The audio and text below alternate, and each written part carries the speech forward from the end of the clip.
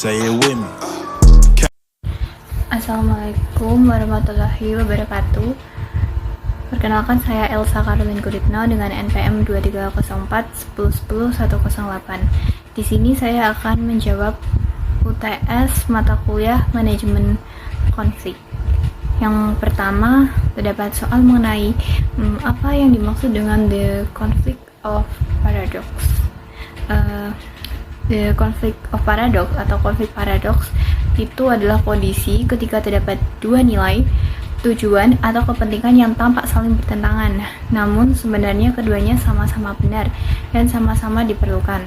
Konflik ini bukan muncul karena kesalahan atau ketidakcocokan pribadi, melainkan karena adanya dua tuntutan yang berbeda arah tetapi memiliki urgensi yang setara. Artinya, organisasi tidak hanya memilih salah satu dan mengabaikan yang lain, karena keduanya memiliki peran penting. Contohnya dalam organisasi itu seperti kayak organisasi membutuhkan stabilitas dan aturan yang jelas untuk menjalankan sistem sehingga ketertiban itu bisa terjaga. Namun, organisasi juga membutuhkan fleksibilitas dan inovasi agar mampu beradaptasi dengan perubahan. Stabilitas dan fleksibilitas terlihat berlawanan, tetapi keduanya sangat dibutuhkan. Jika terlalu fokus pada stabilitas, organisasi bisa menjadi kaku. Jika terlalu fleksibel, organisasi itu juga bisa kehilangan arah. Jadi disitulah terjadinya konflik paradoks. Jadi intinya, konflik of paradox itu adalah konflik yang menuntut keseimbangan, bukan pemilihan salah satu pihak. Penyelesaiannya bukan dengan menghilangkan salah satu kepentingan, tetapi dengan mengelola keduanya secara proporsional agar dapat berjalan secara simultan. Kemudian lanjut ke soal yang nomor 2, itu tentang kurva. Kurva itu tentang hubungan antara intensitas konflik dan kinerja organisasi yang berbentuk huruf U terbalik atau inverted U.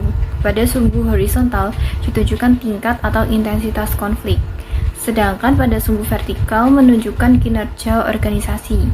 Apabila konflik berada pada tingkat rendah, organisasi cenderung stagnan. Tidak ada perbedaan pendapat, kritik, maupun tantangan terhadap ide yang ada. Suasana memang terlihat harmonis, tetapi kurang dinamis, sehingga kinerja justru rendah.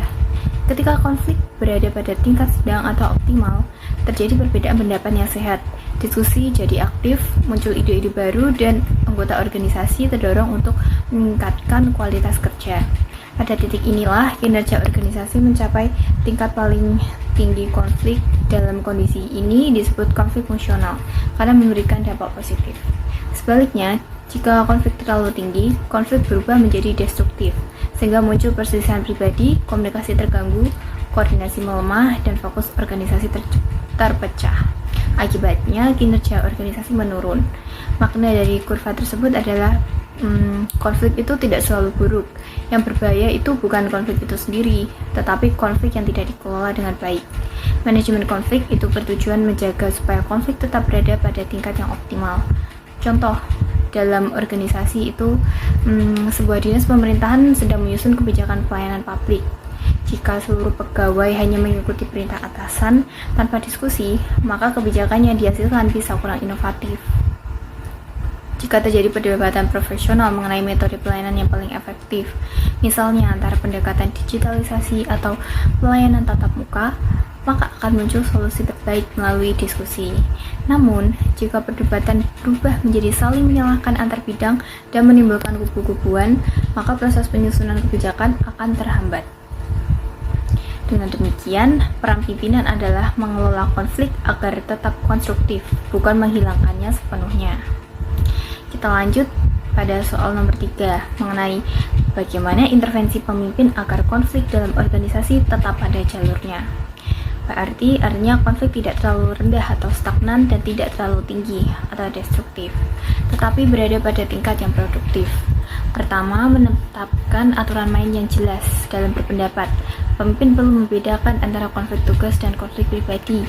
Perbedaan pendapat boleh terjadi selama fokus pada substansi pekerjaan, bukan menyerang individu. Dengan begitu, konflik tetap bersifat profesional. Kedua, membuka ruang komunikasi yang sehat. Pemimpin dapat memfasilitasi forum diskusi, rapat evaluasi, atau sesi klarifikasi agar setiap pihak dapat menyampaikan argumen secara terbuka. Konflik yang dikelola melalui komunikasi terbuka cenderung tetap konstruktif. Terus yang ketiga, melakukan mediasi ketika konflik mulai bersifat personal. Jika konflik mulai mengarah pada emosi, ego sektoral, atau saling menyalahkan, pemimpin harus segera turun tangan sebagai mediator untuk menenangkan situasi dan mengembalikan fokus pada tujuan organisasi. Kemudian yang keempat itu adalah menyeimbangkan kepentingan organisasi dengan kepentingan individu atau unit kerja. Pemimpin harus mengingatkan bahwa tujuan bersama lebih penting daripada kemenangan salah satu pihak. Contoh studi kasusnya, misalnya dalam sebuah instansi pemerintah terjadi perdebatan antara bidang perencanaan dan bidang keuangan tentang alokasi anggaran program pelayanan publik. Bidang perencanaan ingin anggaran besar untuk inovasi layanan digital, sedangkan bidang keuangan melakukan efisiensi dan keterbatasan dana. Jika pemimpin membiarkan tanpa arahan, konflik bisa berubah menjadi saling menyalahkan. Namun, jika pemimpin memfasilitasi diskusi berbasis data, meminta masing-masing pihak menyampaikan argumentasi secara rasional, dan kemudian mencari titik temu berdasarkan prioritas strategis, maka konflik tersebut tetap berada pada jalurnya dan justru menghasilkan keputusan yang lebih matang.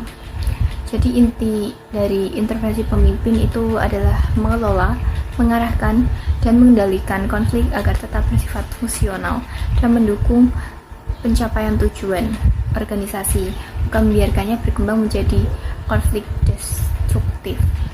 Kemudian untuk soal terakhir itu membahas tentang matriks resolusi konflik dalam organisasi yang biasanya merujuk pada model Thomas dan Kilman. Matriks ini didasarkan pada dua aspek. Yang pertama itu sikap tegas, yaitu sejauh mana seseorang berusaha memenuhi kepentingan dirinya sendiri. Yang kedua itu sikap kooperatif, yaitu sejauh mana seseorang berusaha memenuhi kepentingan pihak lain. Dari dua aspek tersebut muncul 5 gaya atau strategi revolusi konflik. Yang pertama itu bersaing atau competing. Itu maksudnya tingkat ketegasan tinggi, kerjasama rendah. Seseorang berusaha menenangkan konflik untuk kepentingannya sendiri. Contoh, seorang kepala dinas tetap memutuskan kebijakan tertentu meskipun ada penolakan dari bawahannya, karena kebijakan tersebut dianggap mendesak dan harus segera dijalankan. Dalam situasi krisis, gaya ini bisa efektif karena keputusan perlu cepat dan tegas. Yang kedua, menghindar atau avoiding, yaitu maksudnya tingkat ketegasan rendah, kerjasama rendah. Pihak yang terlibat memilih tidak terlibat atau menunda penyelesaian konflik. Contohnya itu dua pegawai berbeda pendapat soal metode kerja, tetapi karena isu tersebut tidak terlalu penting, atasan memilih tidak memperbesar masalah dan membiarkan keduanya menyesuaikan sendiri atau menyelesaikan sendiri. Yang ketiga itu mengakomodasi atau accommodating. Itu tingkat ketegasan rendah, kerjasama tinggi. Maksudnya seseorang mengalah demi menjaga hubungan baik. Contohnya seorang staf mengikuti usulan rekannya meskipun sebenarnya ia memiliki pendapat berbeda, karena menjaga kekompakan tim dianggap lebih penting daripada mendebatkan hal-hal kecil. Terus yang keempat itu tentang kompromi atau compromising. Itu tingkat ketegasan sedang, kerjasama sedang. Kedua pihak saling mengurangi tuntutan untuk mencapai titik tengah. Contohnya dalam pembahasan anggaran, satu bidang meminta tambahan 30%, sementara bidang keuangan hanya menyanggupi 10%. Akhirnya disepakati kenaikan 20% sebagai jalan tengahnya. Dan yang terakhir itu kolaborasi atau collaborating. Itu tingkat ketegasan tinggi, kerjasama juga tinggi. Kedua pihak mencari solusi yang benar menguntungkan semua pihak. Contohnya dalam penyusunan program reformasi birokrasi, berbagai unit kerja duduk bersama untuk menggabungkan ide sehingga tercipta sistem inovatif dan tetap sesuai prosedur dan kemampuan anggaran. Kesimpulannya, matriks resolusi konflik menunjukkan bahwa tidak ada satu gaya yang selalu paling benar. Pemilihan strategi tergantung pada situasi, urgensi masalah, dan dampaknya terhadap organisasi. Dalam konteks ini, manajemen publik gaya kolaborasi itu sering dianggap paling ideal karena mendorong solusi jangka panjang untuk menjaga hubungan kerja yang sehat. Terima kasih.